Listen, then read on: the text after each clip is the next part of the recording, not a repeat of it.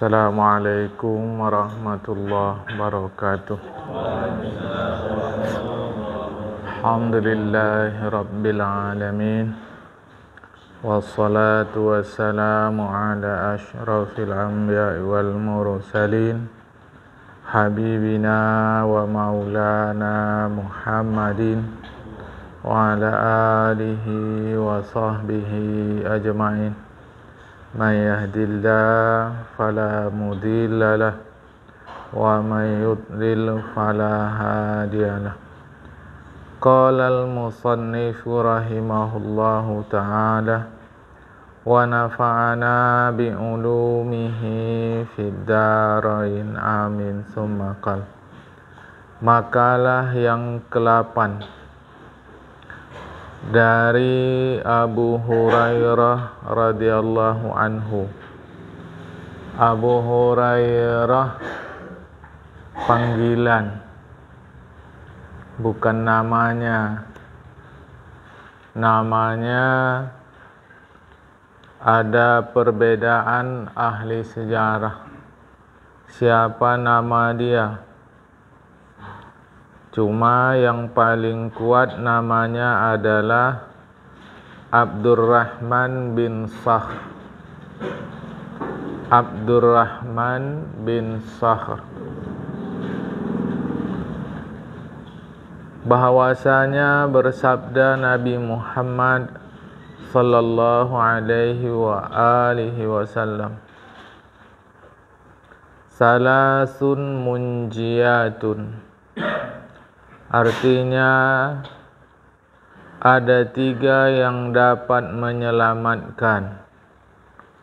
Maksudnya yang dapat melepaskan seseorang daripada siksa neraka. Wasalasun muhlikatun. Dan ada 3 pula yang dapat membinasakan. Maksudnya menjatuhkan pelakunya ke dalam kebinasaan.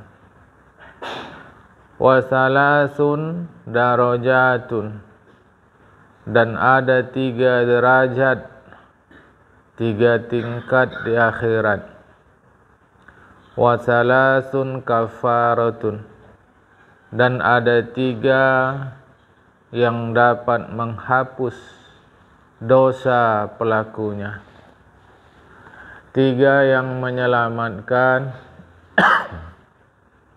3 yang membinasakan, 3 tingkat, 3 pula kafarat atau penghapus dosa. Amal munjiyatu fa khasyatullahi ta'ala fi sirri wal alaniyati. Adapun yang dapat menyelamatkan adalah takut kepada Allah.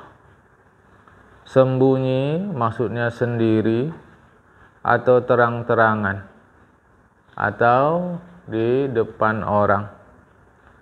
Didahulukan sembunyi karena takut kepada Allah secara sembunyi-sembunyi derajatnya lebih tinggi. Takut ini jamaah tak bisa dipahamkan dalam bahasa Indonesia. Takut ada 2. Satu namanya takut tabiat. Memang tabiat manusia takut. Dan ini tidak ada hubungannya dengan iman. Ini adalah takut pada makhluk Allah. Dan ini tabiat. Jadi tak ada hubungannya dengan iman sama sekali.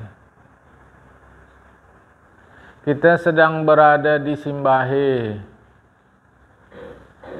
Tiba-tiba hujan lebat. Kita takut terjadi banjir. Maka kita pun naiklah. Tak lagi di tempat mandi-mandi tadi. Apakah naik berarti lemah iman? Tidak, memang begitu. Takutlah kita, bahaya. Jadi yang membahayakan diri kita, takut kita, itu namanya takut tabiat. Jadi apa saja yang membahayakan diri manusia, manusia takut. Sehingga kita menjauhkan diri dari yang membahayakan itu. Jadi takut tabiat, sikap kita adalah jauhkan diri dari sesuatu yang membahayakan itu. Yang kedua, takut taat. Ini berhubungan dengan iman. Takut taat. Makanya orang Islam takut minum khamar. Karena itu terkait dengan iman. Ada orang penganut agama lain, mungkin diajarkan dalam agama dia, mungkin tidak, itu mereka lah. Kita tak campur jemaah. Ada orang lain tak takut dia minum khamar. Karena minum khamar takut sebab iman. Sebab dilarang di dalam Islam minum khamar. Maka takut iman, kalau tadi takut tabiat, bendanya dijauhi, maka takut taat tertuju kepada Allah, Allahnya didekati. Jadi kalau takut tabiat, benda tadi dijauhi. Takut kita kepada Allah, Allahnya didekati. Bagaimana cara mendekati Allah? Sebab Allah bukan benda-benda. Caranya patuhi perintahnya, jauhi larangannya. Sederhana, itu saja jemaah. Jadi salah kalimat, jangan takut sama hantu. Meskipun dalam Islam tak ada hantu, tapi Islam mengajarkan ada kekuatan gaib, kekuatan yang tak nampak. Itu ada di dalam Islam, diajarkan.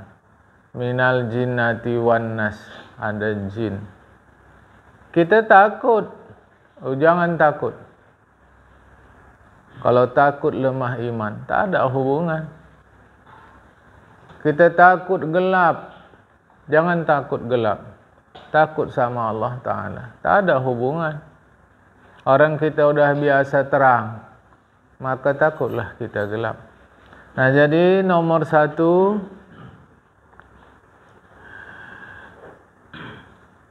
yang menyelamatkan itu adalah takut kepada Allah. Takut kepada Allah. Mengapa menyelamatkan? Oleh karena menjauhkan kita dari dosa. Jemaah, maka menyelamatkan dia. Wal qasdu fil faqri wal ghina, dan sederhana dalam keadaan miskin dan kaya. Maksudnya sedang-sedang saja dalam kehidupan, tidak melampaui batas, dan rela. Jadi yang kedua menyelamatkan itu sederhana. Jangankan orang miskin, orang kaya kalau dia tidak sederhana pun sekejap aja habis hartanya itu jemaah. Apalagi orang miskin. Lebih parah orang miskin. Gaya orang tua kita dulu katakan, jangan lebih besar pasak daripada tiang. Tetapi orang tak mau mengambil perhatian. Makanya zaman belakangan ini, jangankan orang kaya, orang miskin pun boros hidupnya. Apalagi orang kaya. Maka agama mengajarkan sederhana, sedang saja dalam kehidupan, tidak melampaui batas, dan rela. Jadi dia mestilah rela, jamaah. Ya. Rela ni bukanlah dia pasrah. Rela apa yang dapat sudah, jamaah. Ya. Wal adlu fi ridha wal ghadab. Dan bersikap adil. Adil ni bukan sama jumlah. Si A punya anak 3. 1 SD, 1 SMA, 1 kuliah. Uang jajannya sama semua, 5.000 perak. Ini justru zalim, bukan adil. Kalaulah dipahamkan bahawa semua sama, 5.000 semua, inilah tanda adil. Ini berarti dia berpaham komunis. Sama aja semua. Adil bukan itu. Adil itu wad'u syai' fi mawdi'ihi. Meletakkan sesuatu sesuai dengan tempatnya. Masa anak kita kuliah jajannya 5.000 perak? Mana sekarang? Jamaah, tak betul. Jadi sesuaikan keperluan yang kuliah, sesuaikan keperluan yang SMA, sesuaikan keperluan yang SD, barulah disebut adil. Adil wad'u syai'i fi mawdi'ihi. Meletakkan sesuatu pada tempatnya. Itu adil. Ini adil sama rata semua. Itu komunis. Di dalam alam komunis sama semua. Tak ada yang boleh lebih. Sama semua. Bukan adil. Adil sesuaikanlah. Anak yang jauh sesuaikan keperluannya dari anak yang dekat. Itulah adil. Nah, bersikap adil, bersikap sesuai. Baik dalam keadaan suka maupun marah. Maksudnya marah dan suka kepada ketetapan Allah Ta'ala, kita tetap adil. Apakah hati sedang senang dengan ketetapan Allah, atau hati sedang benci atas qada Allah Ta'ala, ya mestilah adil.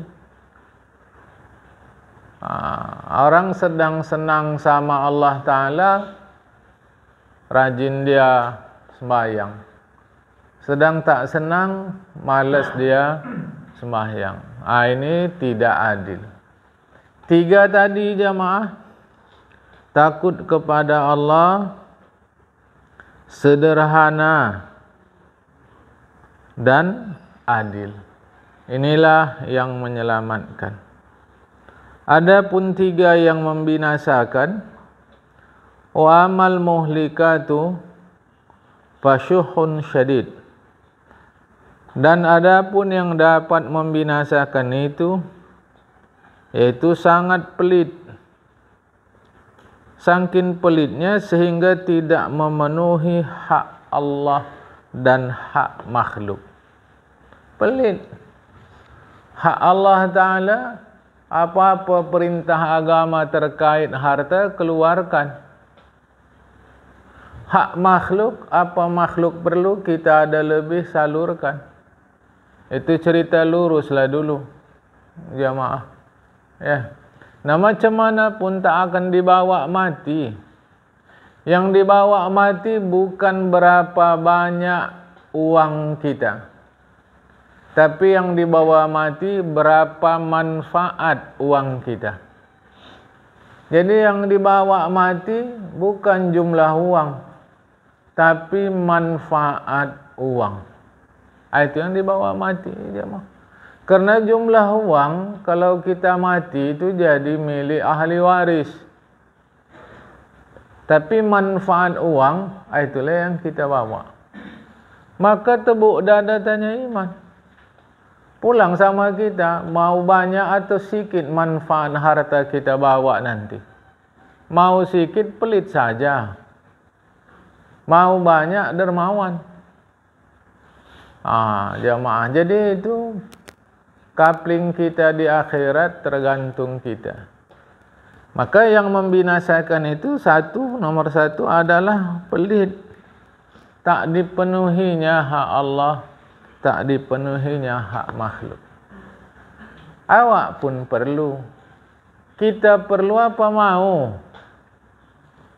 Selalu saja yang kita penuhi adalah mau, bukan perlu. Mau ini, mau itu, pengen ini, pengen itu. Memenuhi pengen, bukan memenuhi perlu. Di dalam satu riwayat disebutkan fasyuhun muta', artinya pelit yang diperturutkan. Diperturutkannya pelit tadi, tak mau ngasih sana, tak mau ngasih sini. Adapun pelit yang memang ada pada diri manusia yang tidak diperturutkan, maka itu tidak membinasakan. Karena itu sifat yang memang sudah semestinya ada. Jadi watak manusia ini memang pelit. Itu memang begitu. Ya samalah watak-watak yang lain. Manusia ini punya watak marah, tapi tak diperturutkannya. Kalau diperturutkan marah, dia jadi binasa. Malah diarahkannya untuk yang benar, maka jadilah dia membela. Kita tak bisa membela apapun kalau tak punya sifat marah. Takkan bisa jawab. Kita membela itu karena ada sifat marah. Seekor induk ayam sedang membela anaknya, kita lewat, mesti dikembangkannya sayapnya itu. Dia tak akan punya kemauan untuk membela anaknya kalau tak punya sifat marah. Jadi marah watak dasar asli manusia. Itu tak salah, tak ada yang salah. Cuma yang salah adalah ketika tidak diarahkan untuk yang benar, salahlah marah. Sama dengan pelit, itu watak asli manusia. Tak ada yang salah situ. Baru salah kalau digunakan tidak benar. Harta harusnya keluar, disimpan. Harus bantu orang lain, disimpan. Nolong orang, disimpan. Ini yang salah, jamaah. Jadi supaya jangan keliru. Yang kedua, apalagi yang merusak, yang membinasakan, wahawan muttaba', kemauan yang dipatuhi. Maksudnya mematuhi apa yang disuruh kemauan. Bahasa kita mengikuti kemauan. Cobalah tanya diri kita masing-masing sampai umur kita sekarang ini, yang banyak kita penuhi keperluan kita atau kemauan kita. Sampai umur kita sekarang, banyak uang kita habis untuk memenuhi keperluan atau untuk memperturutkan kemauan. Masing-masing aja jemaah. Kan? Tengok. Apa memang perlu ini? Apa memang perlu ini? Kalau bahasa kita butuh jemaah. Apa betul kita butuh ini, butuh itu? Coba nanti pulang ke rumah, tengok benda-benda di rumah. Apa memang perlu kita ini? Dulu perlulah, sekarang udah tua, tak perlu lagi. Itulah menunjukkan sebenarnya tak perlu. Tapi kita perlu-perlukan. Berapa duit keluar untuk itu? Coba masukkan dia ke tabung fakir miskin. Masukkan dia ke tabung anak yatim. Kan jadi pahala dia. Kalaulah begitu bantahan, dulu perlu, sekarang enggak, maka itulah yang terjadi di kalangan kita. Udah mati baru pakaiannya kasih orang. Ayah awak dulu pesan kalau dah mati dia, baju ini kasih si fulan, sepatu ini kasih si fulan, celana panjang yang ini kasih si fulan. Itulah menunjukkan sebetulnya benda tadi tidak diperlukan. Dah mati baru kasih orang. Coba dulu jamaah. Maka yang membinasakan yang kedua adalah memperturutkan kemauan. Wa ijabul mar'i binafsihi, ini yang ketiga yang membinasakan. Seorang bangga diri, bangga dia sama dirinya. Maksudnya seseorang itu memandang dirinya sempurna, padahal dia lupa akan nikmat Allah dan merasa aman dari kehilangan nikmat itu. Maksudnya merasa nikmat itu tidak akan hilang, sehingga dia merasa aman-aman saja. Jadi bangga diri, merasa diri sudah cukup. Namanya bahasa Arabnya ujub. Orang yang merasa dirinya sudah cukup dalam berbuat baik, maka dia tidak akan pernah menjadi baik.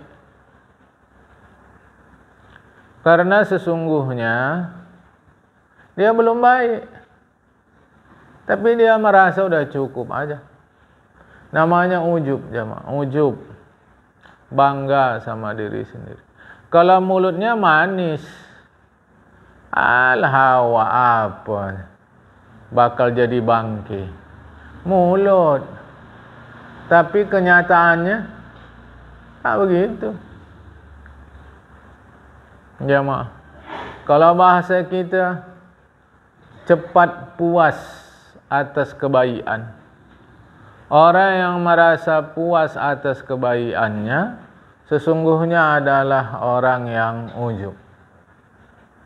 Jemaah, kita belum mati lagi, baru berhenti berbuat baik kalau mati. Kalau masih hidup, apa lagi jemaah? Berbanggalah dia, macam-macam lah, dengan penampilannya, dengan sedekahnya. Kami udah 20 tahun, kalau Senin Kamis tetap puasa aja kami itu. Untuk apa kau cerita sama orang? Untuk apa aja?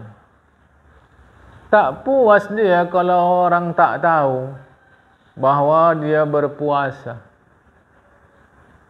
Karpet masjid itu keluarga kami itu yang ngasih. Untuk apa? Ya supaya orang tahu. Terus kalau orang tahu, apa yang untung bagi kita? Apa keuntungan yang kita dapat kalau orang tahu? Ya jadi diam-diam aja, diam aja lah. Untuk apa? Itulah ujub tadi. Tak cukup bagi dia rapi catatan malaikat atas kebaikan dia. Tak cukup dia Allah Ta'ala yang memperhatikan dia. Tak cukup bagi dia pahala dari Allah Ta'ala. Dia cerita sama orang, untuk apa?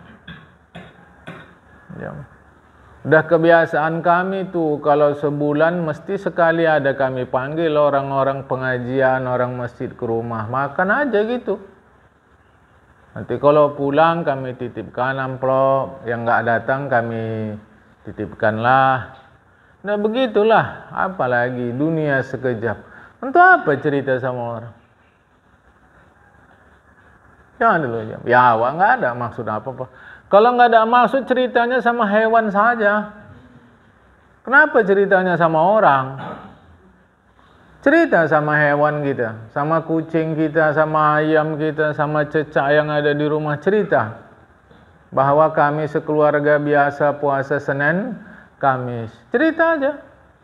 Kalau memang enggak ada maksud, itu apa jemaah? Jadi salah lah. Apalagi ibadah yang dilakukan itu masih sekutil mukmin berbanding sedekahnya Abu Bakar. berbanding sedekahnya Umar, berbanding sedekahnya Utsman, nggak ada apa-apanya. Jemaah, sama sekali.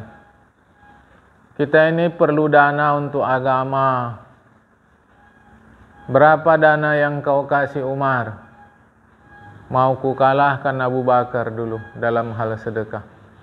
Setengah total hartaku untuk agama.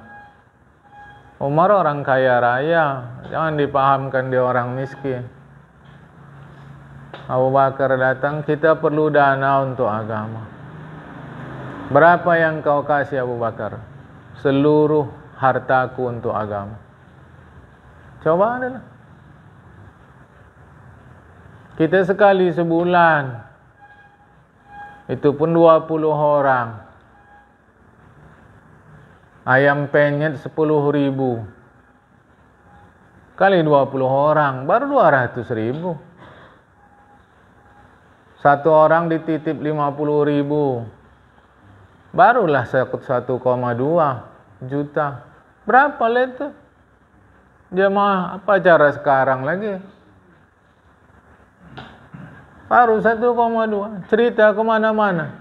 Rasa dia dengan 1,2 juta sebulan untuk sedekah dah banyak kali. Coba dulu jemaah. Malu. Ya. Itulah yang membinasakan. Bangga diri. Merasa diri sudah sempurna. Adapun wa amad darajatu fa ifsya'us salami. Adapun derajat itu adalah menyebarkan salam. Maksudnya mengucapkan salam di antara manusia. Dikenalnya ataupun tidak. Ya, jemaah. Dikenalnya atau tidak. Inilah namanya persaudaraan sesama umat Islam. Assalamualaikum. Atau kalaupun tak mengucapkan salam, orang Islam itu jangan menimbulkan gangguan. Kita ngaji ya.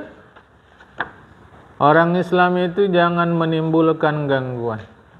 Tapi pada faktanya justru orang Islam yang menimbulkan gangguan. Dia pesta nutup jalan, kan ganggu orang. Habis cemana lagi? Mengganggu orang hukumnya haram. Pesta nikah itu hukumnya sunat. Takkan gara-gara yang sunat dilanggar yang haram. Jemaah, takkan. Dibuatnya yang haram. Acara maulid nutup jalan, kan terganggu orang. Nanti orang Kristen, orang Hindu, orang Buddha buat gitu marah.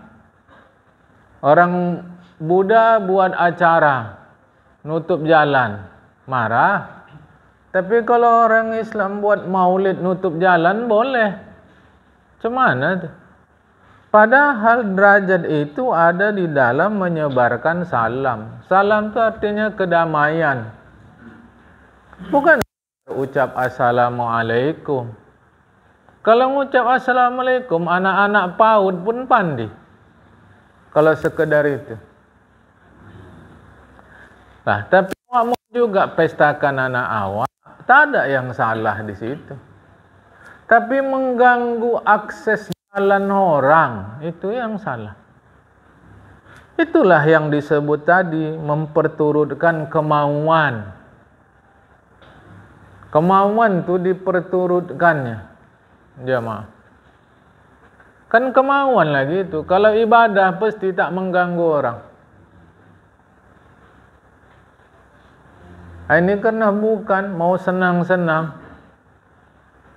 Belum lagi nanti ribut, mengganggu tetangga.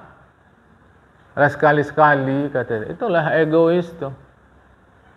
Sembahyang rajin, ngaji rajin, tapi prakteknya enggak juga. Jemaah, kan? Ini yang harap dipahamkan. Ini bukan sekedar mengucap salam, tapi kedamaian. Malah orang Islam menghidupkan musik di rumahnya kuat-kuat, ganggu orang. Nanti orang Kristen di rumahnya pas Natal dibuat kuat-kuat, marah. Dah melonjak orang Kristen ini. Ya kau sendiri. Ini bukan punya kau. Ini punya rakyat Indonesia. Nanti orang Galungan buat acara musik kuat-kuat di rumah dia, marah. Lah kita sendiri. Tak dulu jamaah. Jangan hanya tahu salah orang. Awak sendiri memperturutkan hawa nafsu kita. Lah apalah salahnya pula selawat-selawat? Dia pun bilang, apalah salahnya lagu Malam Kudus? Apa salahnya lagu Malam Kudus? Apa salahnya gending-gending untuk menghormati Sang Hyang Widi? Katanya. Apalah salahnya? Katanya. Coba dulu jemaah. Tapi orang kita Islam ni egois. Tahu dia salah orang aja. Dia sendiri tak tahu. Padahal agama ajarkan. Jelas Nabi ajarkan. Menyebarkan salam. Sama ada ucapan Assalamualaikum atau kedamaian. Itulah derajat di akhirat. Kedua, wa it'amut ta'ami. Memberikan makan pada tamu dan orang lapar. Jamaah. Kan? Beri makan. Hidangan yang berkat kata Nabi, yang di situ ada orang miskinnya. Pesta nikah itu yang diundang orang miskin apa orang kaya? Ya. Malah diusir-usir lagi kalau ada dekat situ. Sana. Hidangan yang berkat di dalamnya ada orang miskin, kata Nabi. Jamaah. Tak pun diundang dia, kalau nampak kita dia lewat, apa salah dipanggil? Ayo makan sini. Tapi kan kita tak mau, karena tak ada kado dari dia. Apa kado? Makan pun dia susah. Tetapi doanya di kartu undangan, ingin mendapatkan keluarga, sakinah, mawaddah, dan rahmah. Cemana bisa dapat? Sedangkan prosesnya aja sudah keliru. Ya, jadi derajat di surga it'amut ta'am. Kasih makan kepada tamu dan orang lapar.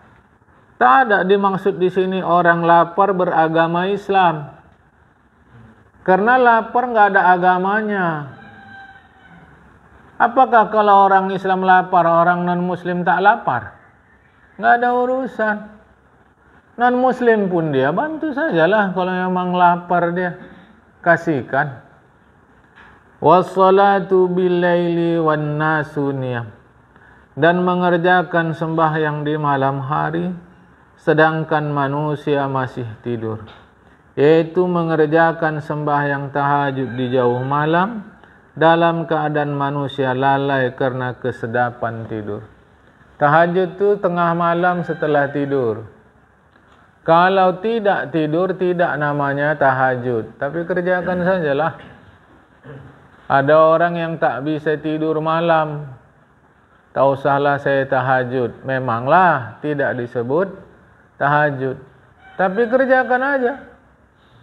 Sembahyang apa-apa begitu di jauh malam. Walau bukan namanya tahajud. Yang wajib sedekah itu kan zakat. Itu namanya sedekah wajib. Zakat. Nah sekarang enggak masanya zakat, sedekah saja. Apa masalahnya? Ini pun sama. Tahajud itu setelah bangun tidur lewat tengah malam. Satu pendapat sepertiga malam. Jadi pukul 11 sudah bisa tahajud. Tapi tidur dulu. Tak bisa tidur. Kau usahlah tahajud, tapi tetaplah sembahyang sunnah, entah apa-apa dibuat jemaah. Minta izin dulu nak ustaz. Saya itulah yang saya lakukan tiap malam tu. 6 rakaat, 8 rakaat. Bagus tu kata. Untuk apa nanya gitu? Coba dulu. Untuk apa nanya gitu? Bak tahu orang bahawa kita mengerjakan itu setiap malam. Tapi begitulah itulah ujub tadi tu. Cemana rapinya kita menutup aib, begitulah rapinya menutup ibadah. Satu pun tak ada kita yang suka orang tahu aib kita. Begitulah kita tak suka orang tahu ibadah kita. Bila kita ada rasa senang orang tahu ibadah kita, ujub lah itu. Itu aja kuncinya, susah.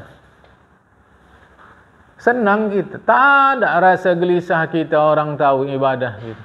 Malah ada rasa ujub, malah ada rasa senang.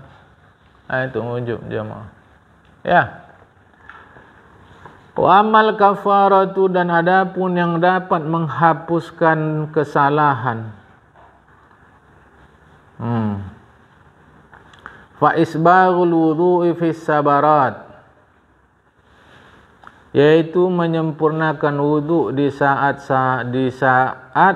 sangat dingin dengan mengerjakan sunat-sunatnya.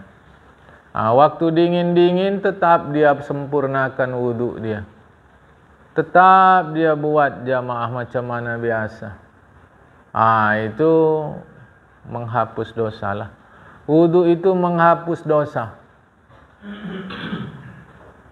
Meskipun nanti terjadi perbedaan pendapat ulama, apakah setiap tetes air wudhu membawa dosa atau tetesan terakhir?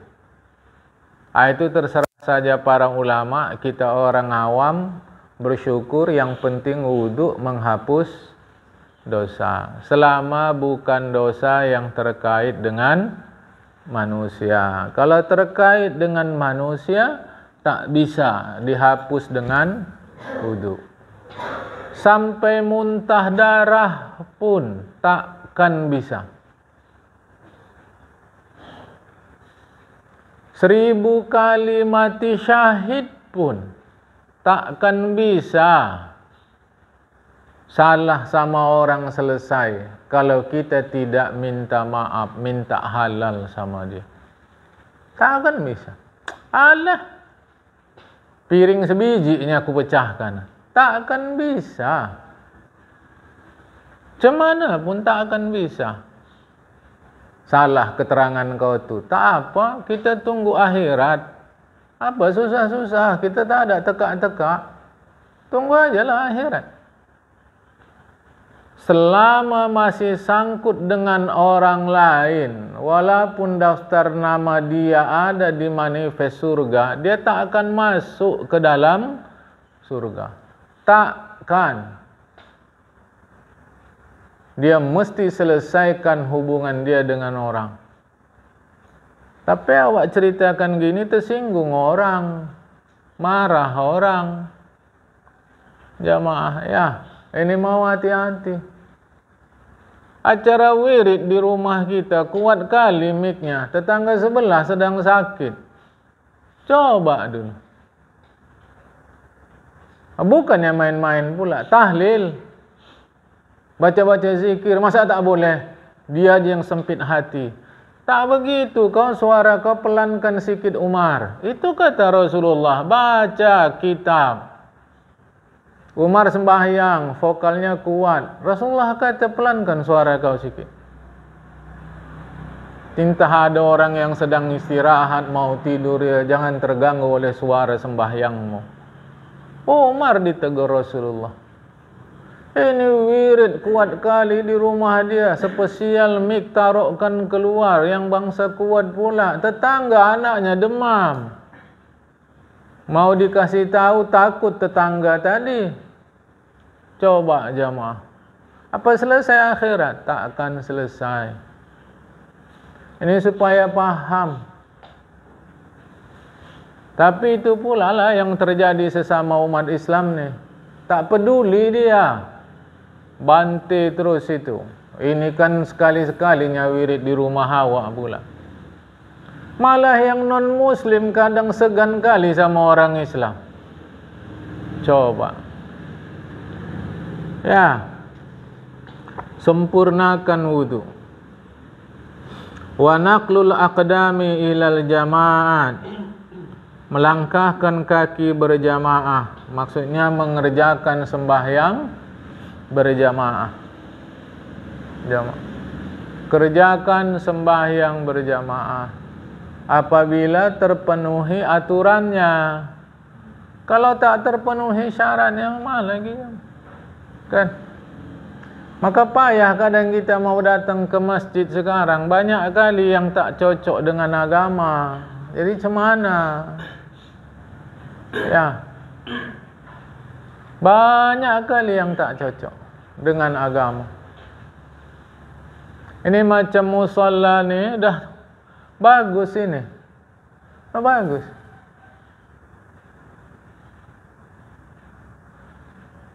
Nanti ada program pengurus musalla. Dirombaknya ni, dibuatnya keramik yang ada gambar-gambar ya. Ada keramik dinding pakai gambar-gambar. Dibuatnya nanti. Yang sebelah sini gambar Ka'bah. Mana kanan? Kanan Ka'bah, kiri Masjid Nabawi. Untuk apa? Enggak untuk apa jemaah? Ini udah bagus. Untuk apa? Mana? Manfaatnya apa? Apa ini kurang Islam yang seperti ini? Macam mana kita mau datang ke masjid tu? Oh, dirombaklah dulu ini. Dirombaklah ini. Gantilah gambar Ka'bah dia. Pakai duit enggak? Pakai. Kan sia-sia uangnya udah.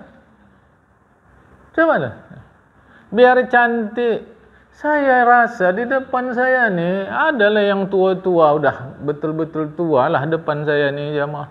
Coba tengok masjid-masjid tempo dulu. Megahan mana yang sekarang apa tempo dulu? Lantas rasa nyaman mana yang sekarang apa yang dulu? Cobalah jemaah. Masjid tu bukan pada indah bangunan, tapi makmur pada isinya.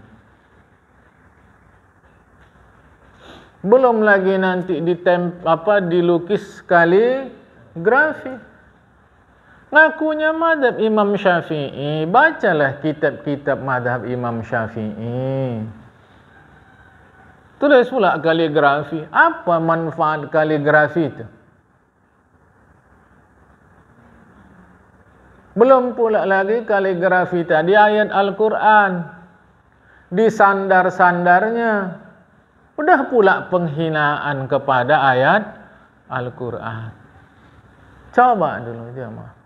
Bacalah. Kita ngakunya mazhab Imam Syafi'i. Inilah resiko baca kitab enggak pernah tamat itu. Baca Syiarus Salikin. Apa hukumnya menghias-hias masjid? Baca. Kita mau sembahyang berjamaah, tak jadilah. Kondisi masjid begini. Kesudahan masjid sana begitu, masjid sana begitu, masjid sini begitu. Tak pergilah awak ke masjid. Udah pula fitnah. Tak pernah tu ke masjid. Di rumah saja. Macam mana mau ke masjid? Kondisi seperti ini dah. Tapi kalau betul pula, pergilah ke masjid. Kalau betul. Jangan tak berjamaah. Boleh faham insyaAllah jamaah? Wantidarus salati ba'da salati. Menunggu mengerjakan sembahyang setelah selesai satu sembahyang.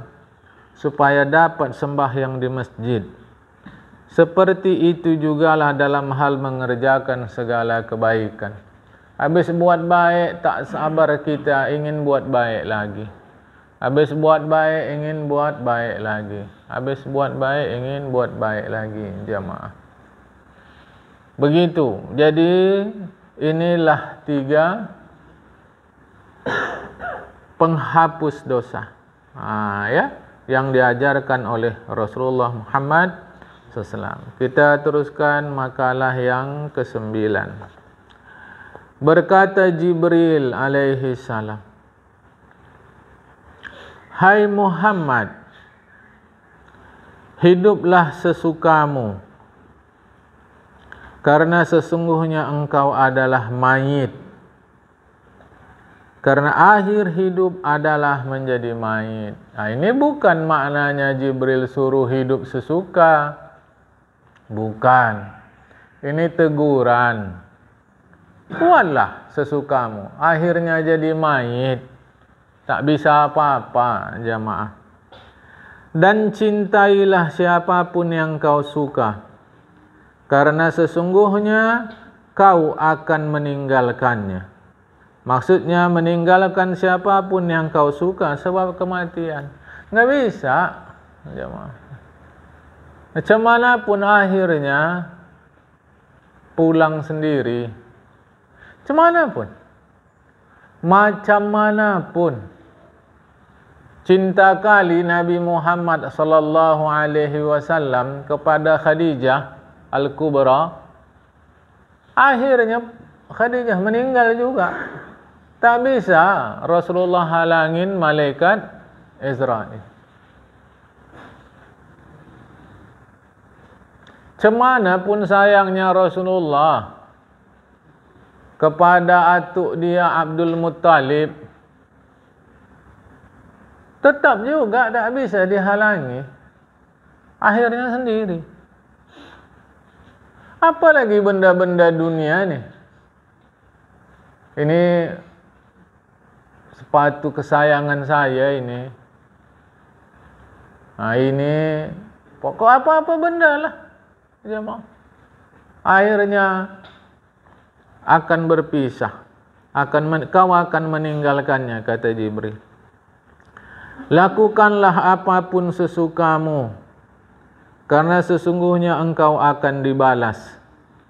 Manusia dibalas sesuai dengan amalnya. Jika baik dibalas baik, jika buruk dibalas buruk. Inilah yang disebut tangan mencincang, bahu memikul. Jamaah, tak bisa lewat dari situ. Tak bisa kita salahkan orang. Kalau pakai Al-Quran, Bismillahirrahmanirrahim.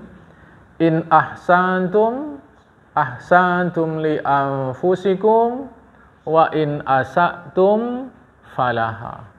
Kalau kau buat baik, itu baik untuk kau sendiri. Kalau kau buat buruk untuk dirimu sendiri. Jangan salahkan orang. Jamaah, macam cara kita inilah. Udah dibuka pengajian, lepas subuh, tak ada berbayar, silahkan datang. Ini tempat pahala, hanya duduk aja, duduk datang, dapat pahala. Ahsantum, ahsantum li anfusikum. Kalau buruk-buruklah dirimu. Jangan salahkan orang. Pelajaran sudah disampaikan, rahasia sudah dibocorkan, yang tutup sudah terbuka, yang gelap sudah diterangkan. Tinggal apa lagi? Awak mohon doanya ya Ustaz. Ya, doa Ustaz berapa kali lah, kitanya itu semuanya. Ya entah mana tahu doa Ustaz kabul. Lah, kok begitu macam mana mau kabul kalau kita sendiri tak buat? Kita tidak memperbaiki diri, tahu-tahu minta Ustaz doakan. Itu macam mana jalan ceritanya? Tak dulu jawab. Kan? Akan datang makalah yang ke-10. Pagi ini sampai sini dulu. Makalah yang ke-10 jamaah ya. Tadi kita yang ke-8, 9. InsyaAllah hari Ahad akan datang ke-10. Wallahul muwaffiq ila aqwamit thariq. Assalamualaikum warahmatullahi wabarakatuh. Waalaikumsalam.